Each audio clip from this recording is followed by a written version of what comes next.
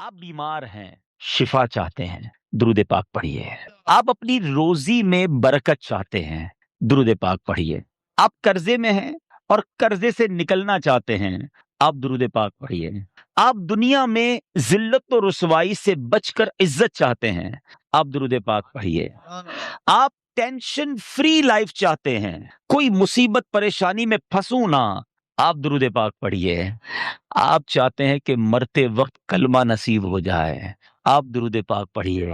آپ چاہتے ہیں مرتے وقت نبی پاک علیہ الصلوۃ والسلام کا دیدار نصیب ہو، اور ایسا دیدار نصیب ہو کہ کونین کے والی اپنے ہاتھوں سے قبر میں اتاریں، آپ درود پاک پڑھیے۔ آپ قبر میں نبی پاک علیہ الصلوۃ والسلام کے جلوے چاہتے ہیں، آپ درود پاک پڑھیے۔ آپ منکر نکیر کے سوالات میں ثابت قدمی چاہتے ہیں، درود پاک پڑھیے۔ سنو، قبر میں نبی پاک نظر آئیں اور ان کی پہچان چاہتے ہیں تو درود پاک پڑھیے۔ بروز محشر جب ساری دنیا اٹھے گی، آپ نبی پاک کے پرچم تلے اٹھنا چاہتے ہیں، لواء الحمد کے ساتھ اٹھنا چاہتے ہیں، آپ درود پاک پڑھیے۔ حوض کوثر پر بڑا رش ہوگا، مگر نبی پاک کے ہاتھوں جام کوثر چاہتے ہیں تو درود پاک پڑھیے۔ آپ پل صراط پر گھبراتے ہوئے نہیں، ثابت قدمی سے گزرنا چاہتے ہیں، آپ درود پاک پڑھیے۔ اور سنو، نبی پاک کے ساتھ جنت میں جانا چاہتے ہیں تو درود پاک پڑھیے۔ مدینے جانا چاہتے ہیں، سرکار کے روضے پہ جانا چاہتے ہیں، آپ درود پاک پڑھیے۔ اور سنو، میرے آقا کا دیدار کرنا چاہتے ہیں، پھر بھی درود پاک پڑھیے۔ اب میں نے جتنی باتیں بیان کی ہیں الحمدللہ، تقریباً ان تمام باتوں کے پیچھے حدیث پاک موجود ہے۔ جن کا مطالعہ ہے وہ سمجھ رہے ہوں گے کہ یہ تمام بشارتیں، یہ تمام ریوارڈز، یہ تمام عنایتیں میرے آقا علیہ الصلوۃ والسلام نے احادیث میں بیان فرما دی ہیں۔ اب مجھے بتاؤ اور کیا چاہیے؟ ایک مسلمان کو اپنی زندگی، اپنی موت، اپنی قبر اور اپنے حشر کے بارے میں جو کچھ چاہیے، میں نے سبھی تو بیان کر دیا۔ آپ عزت والی زندگی چاہتے ہیں، آپ روزی روزگار میں برکت چاہتے ہیں، ٹینشن فری لائف چاہتے ہیں، ذلیل و رسوا نہ ہو یہ چاہتے ہیں، پریشر میں نہ رہیں یہ چاہتے ہیں، کلمے والی موت ملے، نبی پاک کے دیدار والی موت ملے، قبر میں آقا کے جلوے ہوں، محشر میرے آقا کے ساتھ ہو، اور چاہیے کیا؟ اللہ اکبر، یہ ہے وظیفہ درود پاک۔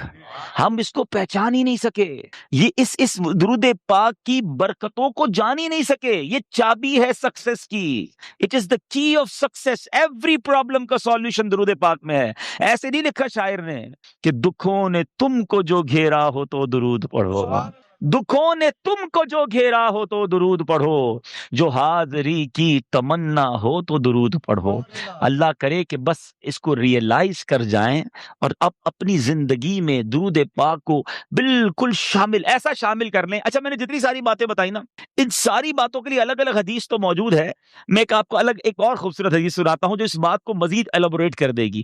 نبی پاک علیہ الصلوۃ والسلام کی بارگاہ میں ایک صحابی آئے، کہتے حضور صلی اللہ تعالی علیہ وسلم، میں اپنی ضروریات زندگی، کھانا پینا سونا، اپنے معمولات کے بعد اپنی لائف کا 25%، ایک چوتھائی وقت آپ پر درود پڑھنے میں صرف کروں گا۔ نبی پاک علیہ الصلوۃ والسلام نے فرمایا بہت اچھی بات ہے، حدیث کا خلاصہ ہے، تھوڑا بڑھا لو تو اور اچھا ہے۔ کہتے حضور 50% آپ اپنے وقت کو درود پاک میں صرف کروں گا۔ فرمایا بہت اچھی بات ہے، لیکن اور بڑھا لو تو اچھا ہے۔ کہتے حضور اب 75% درود پاک میں ٹائم گزاروں گا۔ فرمایا اور بڑھا لو تو اچھا ہے۔ کہتے بس اب اپنے ضروریات کے بعد حضور سارا دن آپ پر درود پڑھتا رہوں گا۔ فرمایا اگر ایسا کرو گے تو تمہاری ساری مشکلوں کے لیے کافی ہوگا، تمہاری تمام ضروریات کے لیے کافی ہوگا۔ اٹ مینز یہ سولوشن ہے۔ ہم پریشان بھی ہوتے ہیں پھر بھی درود نہیں پڑھتے، ہم قرضے میں ہوتے ہیں درود نہیں پڑھتے، ہمارے کاروبار کی پرابلم آ جاتی ہے ہم درود نہیں پڑھتے، ہم بیمار ہو جاتے ہیں ہم درود نہیں پڑھتے، حالانکہ سب کا علاج ہے۔ سبحان اللہ۔ تو اب آج اس خوبصورت اجتماع میں آئے ہیں، یہ پہلے ریئلائزیشن لے کر جائیں کہ میں نے اب اپنی زندگی میں درود پاک کو بالکل ایسا شامل کر لینا ہے جیسے زندگی میں بہت ساری ضروری زندگی کی چیزیں شامل کی ہیں۔ پہلے تو محبت کے ساتھ درود پاک پڑھ لیں، صلو علی الحبیب صلی اللہ تعالی علی محمد صلی اللہ علیہ وسلم۔ اب میں ایک اور جہت کی طرف بات کرنا چاہتا ہوں۔ فضیلت تو سن لی، مزہ بھی بہت آیا، سبحان اللہ بھی بڑی زور سے نکلا۔ درود پاک کل سے شامل ہوگا یا نہیں اس کی گارنٹی نہیں ہے۔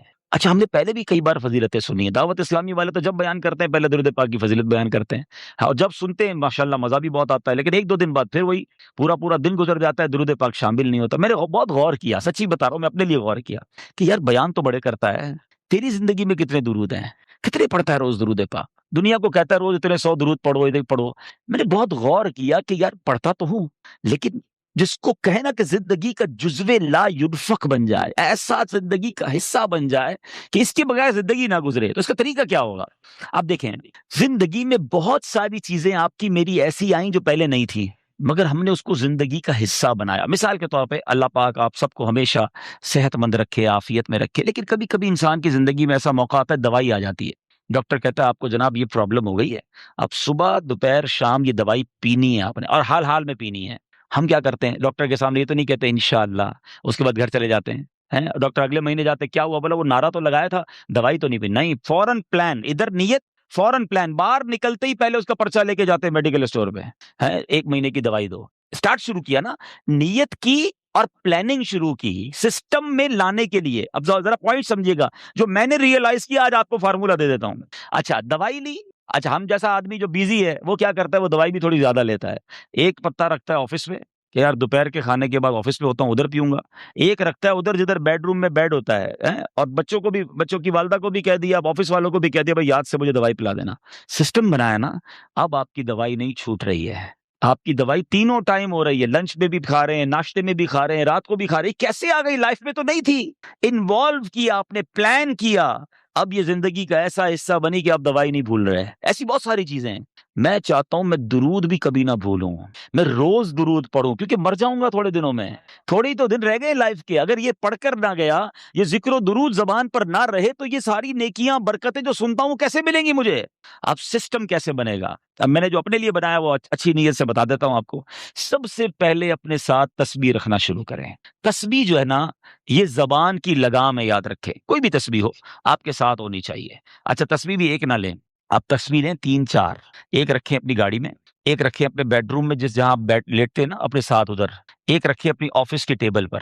یہ تسبیحاں آپ کو یاد دلائیں گی درود باقی ہے، ذکر باقی ہے. جدھر موقع ملے آپ کو، کوئی کہنا یار 5 منٹ میں آتا ہوں، 5 منٹ میں موبائل نہ نکالیں اور براؤزنگ شروع نہ کر دیں، 5 منٹ میں نکالیں تسبیح اور آپ درود پڑھنا شروع کر دیں. وہ 5 منٹ میں بھر لیں، نہیں 10 منٹ میں آ جائے، مسئلہ نہیں، میرے 100 درود ہو جائیں گے. آپ کو انتظار مہنگا نہیں لگے گا، آپ کو ویٹنگ ٹائم بور نہیں کرے گا. آپ کو پتہ ہے اس نے انتظار کرایا، میرے نہ جانے کتنے گناہ معاف ہو چکے ہیں. ایک دوسرا فارمولا. اچھا، کسی کو یہ نہ لگے میرا تسبیح کا کاروبار ہے، مولانا صاحب کنٹینر بک کر کے آئے اور آج جناب سب کو 4 4 تسبیح کا کہہ رہے ہیں. میرا کوئی تسبیح کا کاروبار نہیں بھائی. میں جو اللہ جانتا ہے میری نیت کیا ہے، کہ میری اور آپ کی لائف میں درود پاک ایک ایسا جز بن جائے کہ میرا کوئی دن نہ گزرے کثرت سے درود پڑھے بغیر. اچھا، پھر دوسرا کام ایک اور کر لیں. تقریباً سارے لوگ واک کرتے ہیں، اچھی بات ہے، صحت کے لیے کرنی چاہیے. جب بھی واک کریں نا، جس طرح جوتے پہنے بغیر واک نہیں کرتے نا، آپ نے شوز رکھے ہوتے ہیں واک کے، آپ تسبیح ضرور لیں. کھڑے ہو جائیں، نہیں میری تسبیح کہاں ہے، تسبیح لا کے لو. آپ وداؤٹ تسبیح واک نہ کریں. آپ بلیو کریں آدھا گھنٹہ واک کرو گے انشاءاللہ 1000 درود پاک ہو جائیں گے. آپ اس میں اور بھی وظائف شامل کر لیں. کلمہ پاک کی تسبیح ایک پڑھوں گا، ایک سبحان اللہ و بحمدہ سبحان اللہ العظیم پڑھ لوں گا. استغفار 70 بار نبی پاک روزانہ پڑھا کرتے، میں انشاءاللہ 70 بار استغفار بھی پڑھ لوں گا. آپ اپنا پورا جس کو کہتے ہیں شیڈیول بنا سکتے ہیں. اور یقین کرو جس دن ذکر و اذکار دبا کے کیے ہوں گے نا، جس کو کہتے ہیں رچ کے، اس رات کو نیند بھی بڑی اچھی آتی ہے. ہاں، کہ اللہ کی رحمت سے ضائع نہیں کیا آج کا دن. آج اللہ کی رحمت سے میرے آقا کا بھی ذکر کیا، اللہ کا بھی ذکر میری زبان نے کیا. اگر یہ پلان، اس پلان کب بنے گا؟ جب اس کی اہمیت محسوس ہوگی. کہیں گے یار مولانا صاحب اتنے ساری باتیں باقی ہیں، پتہ نہیں کس موضوع کو لے کے بیٹھ گئے. ٹھیک ہے، آپ کی مرضی. اگر آپ کو یہ نارمل اور آرڈنری بات لگتی ہے، ورنہ بلیو کریں ہمارے اسلاف اتنا ذکر کرتے تھے. بزرگان دین کی سیرت کو پڑھیں نا، ایک بزرگ کے بارے میں آتا ہے، وہ ہر وقت ذکر الہی کرتے تھے.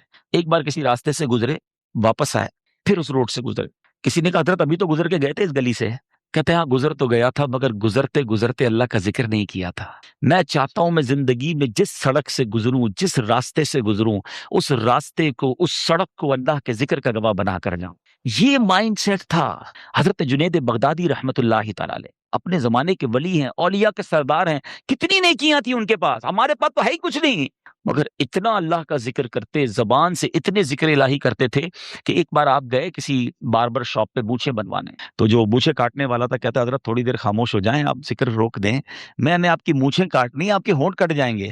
فرماتے تم اپنا اپنا کام کرو، میرے ہونٹوں پہ زخم لگتا ہے تو لگ جائے، میں اللہ کا ذکر نہیں چھوڑ سکتا۔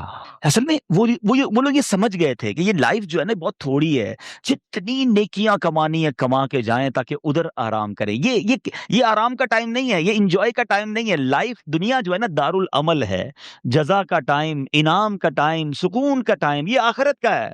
بس کچھ لوگ سمجھ بیٹھے کہ یہی مزے کا ٹائم ہے، یہی عیش کرنے کا ٹائم ہے، یہاں جناب انجوائمنٹ میں لگ گئے، نہ نمازیں پڑھتے ہیں، نہ قرآن پڑھتے ہیں، نہ ذکر کرتے ہیں۔ ارے ادھر جمع کرو، ادھر مزہ آئے گا، ادھر نیکیاں کمانی ہو۔ کہتے ہیں نا سیزن لگا ہوا ہے، لوگ کاروباری لوگ کہتے ہیں یار ان دنوں میں ہمارا بڑا سیزن ہے، ہم بہت کام کرتے ہیں، سیزن کے بعد پھر ریسٹ کریں گے۔ جب تک میری آپ کی سانسیں باقی ہیں نا، نیکیوں کا سیزن لگا ہوا ہے، کر لو جتنی نیکیاں کرنی ہے، نوافل پڑھیں، درود پڑھیں، ذکر کریں، حرام کاموں سے بچیں، تاکہ جب قبر میں جائیں نا، آپ کو پتہ ہے کچھ خوش نصیب ایسے ہوں گے جب وہ قبر میں جائیں گے تو ان کو فرشتوں کی طرف سے کیا ندا دی جائے گی، انعام پتہ ہے کیا دیا جائے گا؟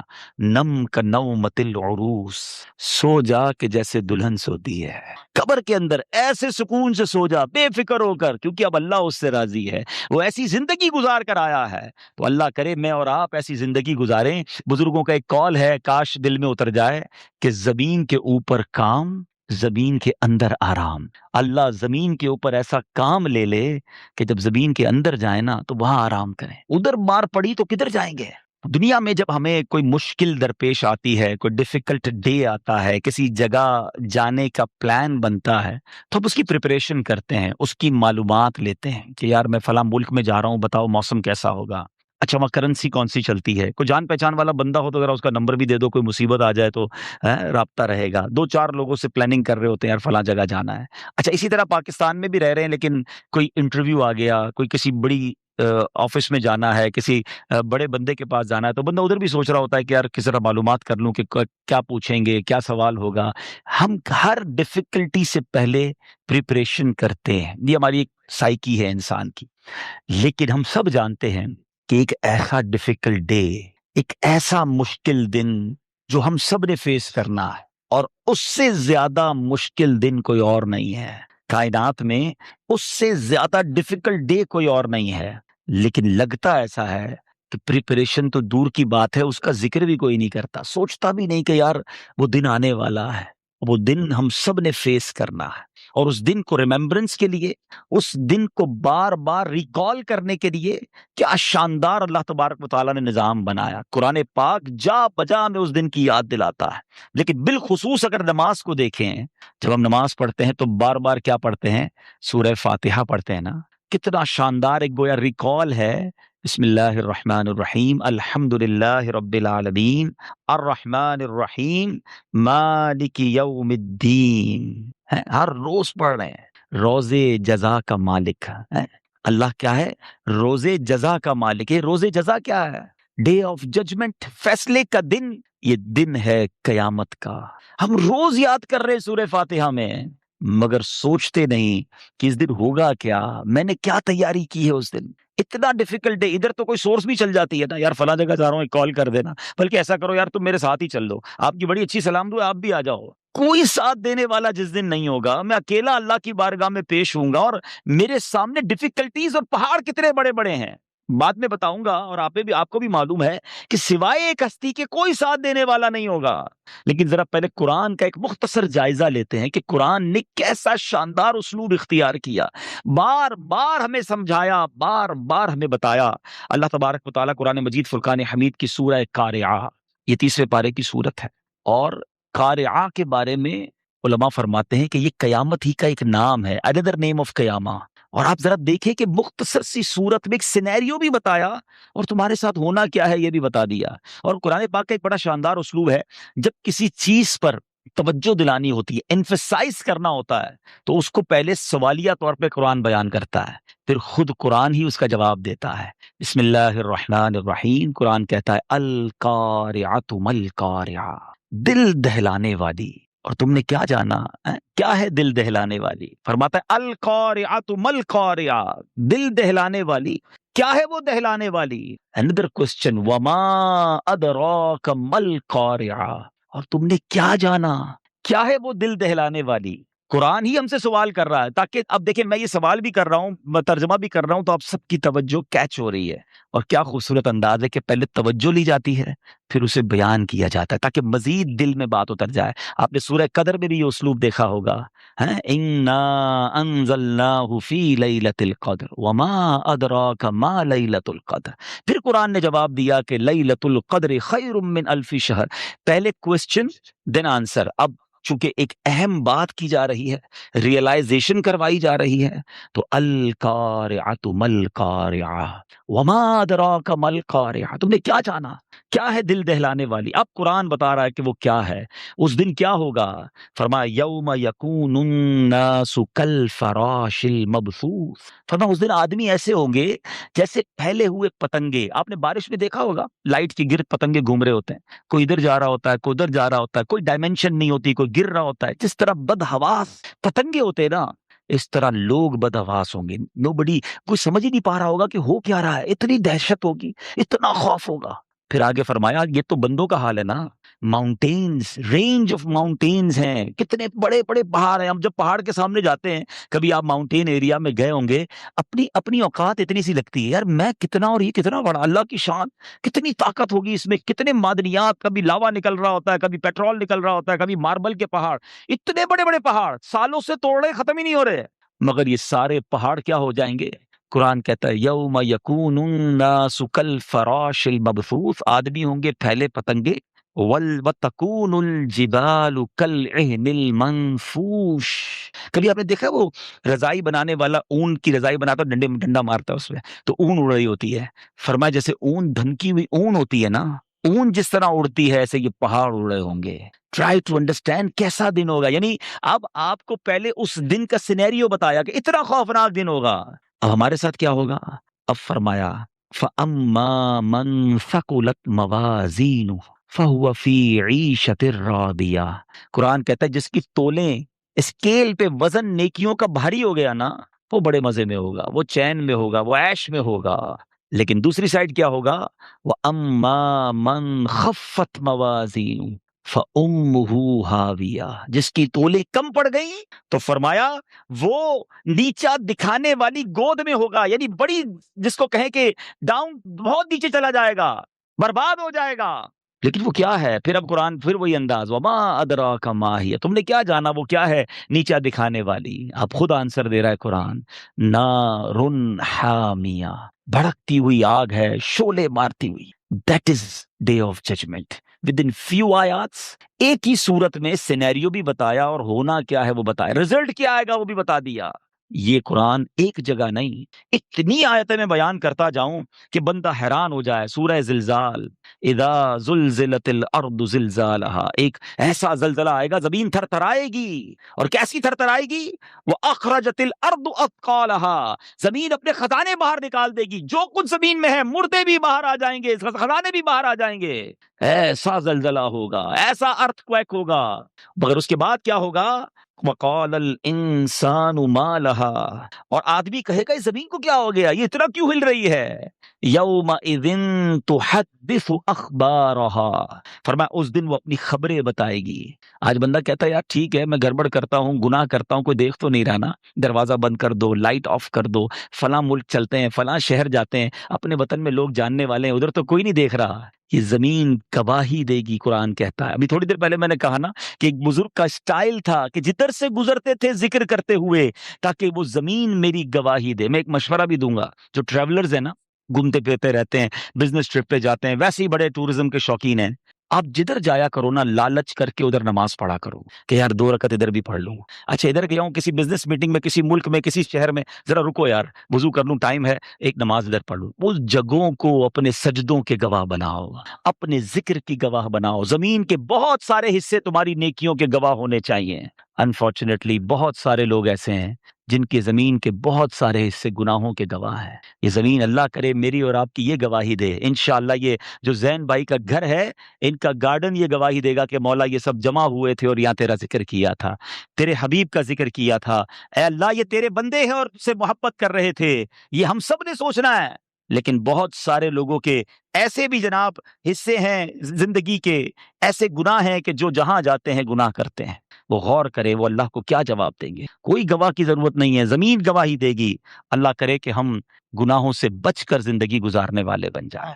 آگے قرآن کہتا ہے ایسی صورت کی جو آخری آیتیں ہیں, فَمَن يَعْمَلْ مِثْقَالَ ذَرَّةٍ خَيْرًا يَرَهُ, تو جس نے ذرہ بھر نیکی کی وہ دیکھے گا. وَمَن يَعْمَلْ مِثْقَالَ ذَرَّةٍ شَرًّا يَرَهُ, جس نے ذرہ بھر بھی گناہ کیا وہ دیکھے گا. آج بندہ کہتا ہے تھوڑی سی تو بات ہے یار, کون دیکھ رہا ہے, چلتا ہے ہماری مارکیٹ میں تھوڑا بہت جھوٹ بولنا چلتا ہے, اب فیملی ہے یار, فیملی میں تھوڑا بہت چلتا ہے, بچوں کی خوشی میں چلتا ہے. نہیں جناب, ذرہ بھر گناہ بھی دکھایا جائے گا. چھوٹی چھوٹی نیکیاں چھوڑ دیتے ہیں لوگ, نفل ہی ہے نا, صدقہ ہی تو ہے, فرض تو نہیں ہے.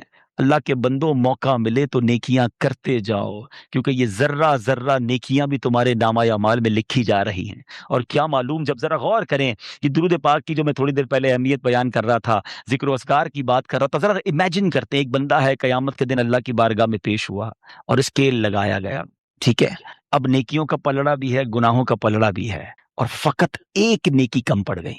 اب وہ کتنی حسرت کرے گا کہ کاش میں درود پڑھ لیتا, 2 رکعت نفل پڑھنے کا موقع ملا تھا پڑھ لیتا, یار میں صدقہ دینے کا روز موقع ملتا تھا, ایک صدقہ دیتا میرا یہ پلڑا بھاری ہو جانا تھا. اور آپ کو معلوم ہے وہ ایک نیکی کے لیے بندہ بالکل ڈھونڈے گا لوگوں کو, دوست یار رشتہ دار, ایون ماں باپ کے پاس جائے گا, ماں باپ بھی اسے مدد نہیں کرے گی, بلکہ ماں آئے گی بیٹے کے پاس کہ بیٹا میرا ایک گناہ لے لے, بیٹا کہے گا ماں میں آج تیری مدد نہیں کر سکتا. اتنا ڈیفیکلٹ ڈے ہے جب کوئی کسی کا ساتھ دینے والا نہ ہوگا. اگر آپ اس قیامت کے دن کو پراپرلی سمجھنا چاہتے ہیں نا, یہ تو میں نے آپ کو 2 صورتیں سنائی ہیں, آپ سورہ انشقاق پڑھیں, سورہ عما یتساءلون 30ویں پارے کو تو پورا پڑھ لیں آپ, کہاں کہاں کس کس انداز میں. اللہ اکبر, ایک آیت اور سنا دیتا ہوں پھر اپنے موضوع کو کنٹینیو کرتا ہوں. اور سورہ انشقاق میں اللہ اکبر, اللہ فرماتا ہے یوم لا تملک نفس لنفس شیئا, آئے ہائے ہائے, کوئی کسی کا بوجھ نہیں اٹھائے گا, کوئی کسی کے ساتھ نہیں چلے گا, کوئی کسی کا ہاتھ نہیں پکڑے گا. بندہ کہتا ہے ادھر بڑے ساتھی ہیں, بڑی سورس ہے, ایک فون کرنے کی دیر ہے, میرا کام یوں ہوتا ہے. یوم لا تملک نفس لنفس شیئا, قرآن کہتا ہے جس دن کوئی جان کسی کو جان کا کوئی اختیار نہ رکھے گی, تو پھر آرڈر کس کا چلے گا؟ والامر یومئذ للہ, اس دن فقط اللہ کا حکم, اللہ کا آرڈر ہوگا. سوچو اس دن کے بارے میں, اکیلے ہوں گے, میں اکیلا ہوں گا, آپ اکیلے ہوں گے, کوئی ساتھ نہیں ہوگا. اب میرے اعمال ایسے ہوں کہ میں اللہ کی بارگاہ میں کامیاب ہو جاؤں. تو میں یہ کہنا چاہ رہا تھا, جو لائیو بھی مجھے دیکھ رہے ہیں, اگر اور ڈیٹیل میں سمجھنا چاہتے ہیں نا کہ اسٹیپ بائی اسٹیپ قیامت طاری کیسے ہوگی, میں آپ کو ایک مشورہ دیتا ہوں. بہار شریعت مفتی امجد علی اعظمی صاحب نے لکھی, انٹرنیٹ سے ڈاؤن لوڈ بھی کر سکتے ہیں, اس کا پہلا حصہ, اس میں قیامت کا باب آپ پڑھیں گے نا, آپ کو ایسا لگے گا آپ کی آنکھوں کے سامنے گویا ایک ویڈیو چل رہی ہے. قیامت کیسے طاری ہوگی, کیا کیا ہوگا, وہ آپ نے تحریر کیا. میں اسی میں سے چند باتیں آپ کو بتاتا ہوں. آپ فرماتے ہیں کہ حضرت عیسیٰ علیہ السلام کی وفات کو جب 40 برس گزر جائیں گے, ایک خوشبودار ٹھنڈی ہوا چلے گی, اور جب یہ ہوا مسلمانوں کے بغلوں کے نیچے سے گزرے گی تو دنیا سے سارے مسلمان چلے جائیں گے, اور اس کے بعد دنیا میں کافر ہی کافر رہ جائیں گے, اور قیامت جو ہے وہ کافروں پر ہی طاری ہوگی. اچھا, یہ بھی جب میں نے حدیث پڑھی تھی, کئی بار پڑھی تھی, تو بے شک یقین ہے ہمارا حدیث پر, لیکن ایک ہوتا ہے نا کہ یار ہوا سے لوگ مر جائیں گے, صرف ہوا چلے گی اور لوگ چلے جائیں گے. اللہ اکبر, اس کرونا وائرس نے ساری دنیا کو بتا دیا ہے کہ میرا رب چاہے تو نہ نظر آنے والے وائرس سے دنیا کو لاک کر سکتا ہے. کئی بزنس ایسے تھے جس کے بارے میں لوگ باتیں کرتے تھے کہ یار یہ بزنس تو بند ہو ہی نہیں سکتا, یہ کاروبار ختم ہی نہیں ہو سکتا. ایئرپورٹ بند کیسے ہوگا جناب؟ ایئرپورٹ پہ دکان لے لو, 24 گھنٹے چلے گی, نہ رات ہوتی ہے نہ ادھر دن ہوتا ہے, سورج ڈوبتا ہی نہیں, ہر وقت دن ہوتا ہے. لوگوں نے یہ کام کیے, انٹرنیٹ جناب, مکے مدینے میں لوگ کہتے تھے بھائی ادھر تو کاروبار ٹھنڈا ہو ہی نہیں سکتا, اتنی ہوٹلیں ہیں, حاجی بڑھتے ہی جائیں گے, جناب کھجوریں بکنی ہیں تو جناب ہوٹلیں بکنی ہیں تو گاڑیاں چلتی رہیں گی. واٹ ایور امیجنیشن تھے دنیا میں لوگوں کے, مگر اللہ نے بتا دیا کہ کوئی تو ہے جو نظام ہستی چلا رہا ہے, وہی خدا ہے, وہ جب چاہے اس پوری دنیا کو لاک کر سکتا ہے. نظر نہیں آیا یہ وائرس کسی کو, مگر ساری دنیا لاک ہے. پاکستان والوں تمہیں تو پتہ ہی نہیں ہوا کیا ہے, اللہ نے وہ خاص کرم کیا ہے ہمارے وطن پر, جو دنیا کو دیکھ رہے ہیں, جن کی نظر ہے, جن کے رابطے ہیں, انہیں پتہ ہے کہ پوری دنیا اس وقت پریشان ہے. لاک ڈاؤن ہے دنیا, دوبارہ لاک ڈاؤن ہو رہا ہے. اللہ ہمارے وطن کو بلکہ ساری دنیا کے مسلمانوں کو بچائے رکھے. ایک باریک سا اشارہ دے کے نکل جاتا ہوں. اب ذرا دنیا کا نقشہ کھولنا, اور کرونا وائرس کی موجودہ اور پچھلی صورتحال دیکھنا تو آپ کو پتہ چلے گا کہ اللہ پاک نے مسلمانوں پر خاص کرم کیا ہوا ہے. جدھر جدھر مسلمان ہیں سارے چین میں اللہ کی رحمت سے. ہاں یہ دیکھ لیں, اور یہ اللہ کی شان ہے. پچھلے دنوں میری امریکہ بات ہو رہی تھی, وہاں کے جو بہت بڑے ڈاکٹر تھے مسلمان ہیں, تو ان سے بات ہو رہی تھی, کہہ رہے ہمارے یہاں باقاعدہ ایک سیمینار ہوا, ایک میٹنگ کال ہوئی کہ پاکستان کو اسٹڈی کریں. 22 کروڑ کا ملک ہے, ان کے پاس میڈیکل فیسلٹیز نہیں ہیں, صفائی ستھرائی کا یہ حال ہے, اور جناب وہ لوگ بغیر ماسک لگائے گھوم رہے ہیں. ادھر کوئی اتنا بڑا مسئلہ نہیں ہے, ہمارے ہاسپٹل میں جگہ نہیں. کہتے سارے غیر مسلم ڈاکٹر تھے. میں نے کہا وجہ کوئی اور نہیں ہے, وہ کلمہ پڑھنے والے ہیں, وہ اذانیں دینے والے ہیں, وہ وضو کرنے والے ہیں, وہ اولیاء کو ماننے والے ہیں. اے میرے میٹھے اسلامی بھائیوں, آج نہیں انشاءاللہ تاریخ بتائے گی. 2020 پر کتابیں لکھی جائیں گی. 2020 اتنا جلدی دنیا نہیں بھولے گی, اس پر بڑی ریسرچ ہونی ہے اور اگلے کئی سو سال تک ہونی ہے, اور دنیا نے اس بات کو پھر جا کے ماننا ہے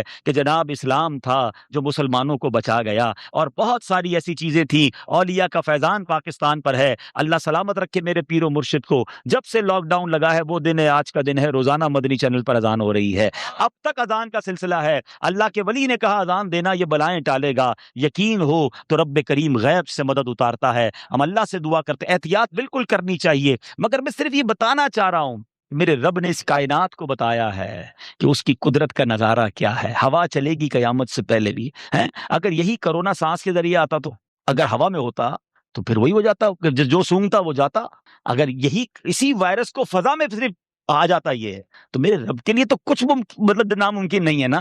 بہرحال ہوا چلے گی, مسلمان سارے دنیا سے چلے جائیں گے, اب صرف کافر ہوں گے, اور اب ان پر قیامت طاری ہو. حضرت اسرافیل علیہ الصلوۃ والسلام کو حکم دیا جائے گا سور پھونکنے کے لیے. مفتی امجد علی اعظمی صاحب نے اتنی ڈیٹیل سے لکھا ہے کہ اگر آپ پڑھتے ہیں تو ایسا لگتا ہے کہ آپ کی آنکھوں کے سامنے منظر آ جاتا. فرماتے ہیں کوئی دیوار پہ لیپی لگا رہا ہوگا, کوئی کھانا کھا رہا ہوگا, کوئی اپنے گھر کا کام کر رہا ہوگا, اور اس دوران یکایک ایک آواز سنائی دے گی.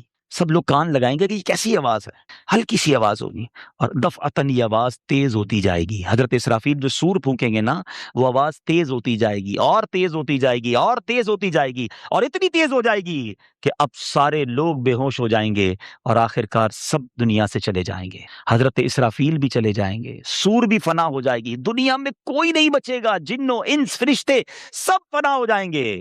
اللہ اکبر. اب اس وقت کیا ہوگا؟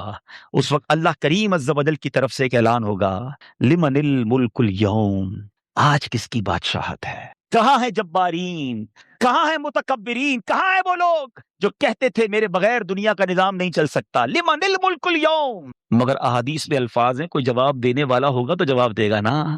اللہ تبارک و تعالیٰ ہی جواب عطا فرمائے گا. للہ الواحد القہار, صرف اللہ واحد قہار کی سلطنت ہے. پھر جب تک اللہ چاہے گا یہ پھر دنیا میں صرف اللہ ہی ہوگا. پھر اس کے بعد اب پھر دوبارہ سور کو پیدا کیا جائے گا, پھر حضرت اسرافیل علیہ الصلوۃ والسلام کو زندہ کیا جائے گا, اور پھر سور پھونکی جائے گی. اب سب لوگ اہل محشر اپنی قبروں سے نکلیں گے. ترتیب پتہ ہے کیا ہوگی؟ سب سے پہلے میرے آقا علیہ الصلوۃ والسلام قبر منور سے نکلیں گے, روضہ انور سے, مدینہ منورہ سے. اور سنو, صدیق اکبر رضی اللہ تعالیٰ عنہ اور حضرت عمر فاروق کی شان دیکھو کہ نبی پاک کے ساتھ ہاتھوں میں ہاتھ ڈالے یہ بھی محشر کی طرف آئیں گے. ایک بار نبی پاک علیہ الصلوۃ والسلام صحابہ کے پاس آئے, اور حیات طیبہ میں دائیں ہاتھ میں حضرت ابوبکر صدیق کا ہاتھ ہے, بائیں ہاتھ میں حضرت عمر فاروق کا ہاتھ ہے, اور تشریف لائے, فرمایا دیکھ لو جیسے آج آئے ہیں محشر کے دن بھی ایسے ہی آئیں گے. پھر اہل بقی, اہل معالی, جنت المعالی, اہل بقی, اور یہ سب لوگ اپنی اپنی قبروں سے نکلیں گے. ملک شام کی سرزمین پر یہ میدان سجایا جائے گا. سب لوگ محشر کے میدان میں پہنچیں گے. زمین تانبے کی ہوگی, سورج 1.25 میل پر ہوگا. پہلے اتنا پسینہ لوگوں کو بہے گا, کتابوں میں لکھا ہے کہ زمین جذب کرے گی 70 ہاتھ, 70 یارڈز پسینہ جذب ہو جائے گا. اب زمین میں بھی جذب کرنے کی طاقت نہ رہے گی. پھر وہ پسینہ اوپر آئے گا. جیسے جیسے گناہ ہوں گے, کسی کے ٹخنوں تک, کسی کے گھٹنوں تک, کسی کی کمر تک, سارے لوگ پریشان. آدھا دن قیامت کا انتظار میں گزرے گا. آج کسی کو دھوپ میں 5 منٹ کھڑا کرو نا, میں آ رہا ہوں, 5 منٹ میں بندہ پسینہ پسینہ ہو جاتا ہے. دھوپ میں 5 منٹ بھی نہیں کھڑے رہ سکتے. ایسی دھوپ, ایسی پیاس, اور 50% آف دا ڈے صرف انتظار میں گزر جائے گا. اب محشر میں لوگ جب پریشان حال ہو جائیں گے نا, اب آپس میں مشورہ کریں گے کہ بھائی کسی کے پاس تو چلو, کچھ حساب کتاب بھی شروع کراؤ. یعنی لوگ اتنے تنگ آ گئے ہوں گے کہ کچھ لوگ کہیں گے بے شک حساب کر کے جہنم میں ڈال دیا جائے, مگر حساب تو شروع کیا جائے. اس قدر فرسٹریٹ, اب اس کے بعد اہل محشر کہیں گے کہ حضرت آدم کے پاس چلتے ہیں. سب گھومتے گھومتے ڈھونڈیں گے حضرت آدم علیہ السلام کو. کہیں گے آپ ابو البشر ہیں، آپ اللہ تبارک و تعالیٰ نے آپ کو بڑا مرتبہ دیا، آپ صفی اللہ ہیں، آپ جنت میں اللہ تبارک و تعالیٰ کے کرم سے رہے ہیں. حضور آج ہماری مدد کیجیے، آج ہمارا حال دیکھیے، ہم آپ کی اولاد ہیں. حضرت آدم علیہ السلام فرمائیں گے کہ آج مجھے خود اپنی فکر ہے. آج اللہ نے جیسا غضب کیا ایسا پہلے کبھی نہیں کیا. کسی اور کے پاس جاؤ، اذهبوا الی غیری. اہل محشر حضرت نوح کے پاس جائیں گے، وہ بھی مدد نہیں کریں گے. حضرت موسیٰ کے پاس جائیں گے، وہ بھی مدد نہیں کریں گے. اس کے بعد وہ جب حضرت ابراہیم خلیل اللہ علیہ نبینا علیہ الصلوۃ والسلام کے پاس جائیں گے، وہ بھی فرمائیں گے میں تمہاری آج مدد نہیں کر سکتا. کہیں گے پھر آپ ہی تو بتائیں جائیں کس کے پاس؟ تو وہ کہیں گے کہ آج ان کے پاس جاؤ جن کے ہاتھ پر فتح کا باب ہے، جو شافع روز محشر ہیں، جو جناب رسول اللہ صلی اللہ تعالی علیہ وسلم ہیں، وہ اللہ کے حبیب ہیں، خاتم النبیین ہیں، وہی تمہاری مدد کریں گے. اب یہ سارے محشر کے لوگ ڈھونڈتے ڈھونڈتے نبی پاک علیہ الصلوۃ والسلام کے پاس آئیں گے. بڑی امید کے پاس آئیں گے، فریاد کریں گے حضور ہمارا حال دیکھیں، ہماری کیفیت دیکھیں، ہم آپ کے امتی. نبی پاک علیہ الصلوۃ والسلام یہ نہ فرمائیں گے اذهبوا الی غیری. میرے آقا فرمائیں گے انا لہا انا صاحبکم، آؤ میرے غلاموں میں آج اسی دن کے لیے ہوں، میں تمہاری مدد کروں گا. اب ذرا میں محشر کی اس پورے سینیریو کو یہاں روکتا ہوں اور ایک سوال کریٹ ہوتا ہے. یہ ساری باتیں تو حدیث میں ہمیں پتہ چل گئی ہیں، تو ہم قیامت کے دن نہیں جائیں گے حضرت آدم کے پاس؟ کیوں جائیں حضرت ابراہیم کے پاس؟ کیوں جائیں حضرت نوح کے پاس؟ ہم ڈائریکٹ نبی پاک کے پاس چلے جائیں گے. کتابوں میں لکھا، نبی پاک نے صحابہ کو بتا دیا. اللہ اکبر. علماء کہتے ہیں معلوم بے شک ہو گیا ہے، مگر قیامت کے دن سب بھلا دیا جائے گا. یہ سب کچھ ہوگا، یہ سب کچھ اہل محشر کریں گے. تو کیوں کریں گے؟ وجہ کیا ہے؟ اس کا ریزن کیا ہے؟ اللہ اکبر. اس کے پیچھے بھی بڑا کمال کا جواب ہے. چلو چلتے ہیں اعلیٰ حضرت کے دربار میں کہ آپ بتائیں یہ امت کو پھرایا کیوں جائے گا؟ یہ سارا محشر کیوں تلاش کرے گا؟ پہلے ایک نبی کے پاس، پھر دوسرے کے پاس. اعلیٰ حضرت کہتے ہیں خلیل و نجی، مسیح و صفی، سبھی سے کہیں بھی بنی. سب کے پاس گئے نا، حضرت آدم کے پاس بھی گئے، حضرت نوح کے پاس بھی گئے، حضرت ابراہیم کے پاس بھی گئے، حضرت موسیٰ کے پاس. کہیں بات بنی نہیں بنی؟ خلیل و نجی، مسیح و صفی، سبھی سے کہیں بھی بنی. یہ بے خبری کہ خلق پھری کہاں سے کہاں تمہارے لیے ہے. تمہارے لیے پھرانا تھا، ساری دنیا کو بتانا تھا کہ زمین و زمان تمہارے لیے، چنین و چنا تمہارے لیے، مکین و مکان تمہارے لیے، بنے دو جہاں تمہارے لیے. آقا دہن میں زباں تمہارے لیے، بدن میں ہے جان تمہارے لیے. ہم آئے یہاں تمہارے لیے، اٹھے بھی وہاں تمہارے لیے. ساری کائنات کو یہ منظر دکھانا ہے. جناب ایک اور لاجیکلی کوسچن کریٹ ہوتا ہے. قبر سے اٹھتے ہاتھ میں رپورٹ کارڈ پکڑا دیا جاتا، تم جو ہے مجرم ہو، جہنم میں جاؤ. تم جناب سعادت مند ہو، مقبول ہو، جنت میں جاؤ. اپنے اپنے راستے چلے جاتے. اتنا بڑا میدان محشر سجانا، ساری دنیا کو جمع کرنا، اس کے پیچھے ریزن کیا ہے؟ عشق کا جواب سن لو. کہتے ہیں فقط اتنا سبب ہے انعقاد بزم محشر کا. There is only one reason to create that huge day of judgment. ایک ہی وجہ ہے، فقط اتنا سبب ہے انعقاد بزم محشر کا. آقا تمہاری شان محبوبی دکھائی جانے والی ہے. اللہ کرے دل میں اتر جائے میری بات. نیت کرتے ہیں اب روز درود کثرت سے پڑھیں گے انشاءاللہ. میں بھی نیت کرتا ہوں، آپ بھی نیت کریں. اب ذکر و درود انشاءاللہ زبان پر جاری رہے گا، محبت کے ساتھ بآواز بلند ایک بار اور صلو علی الحبیب صلی اللہ تعالی علی محمد صلی اللہ علیہ وسلم.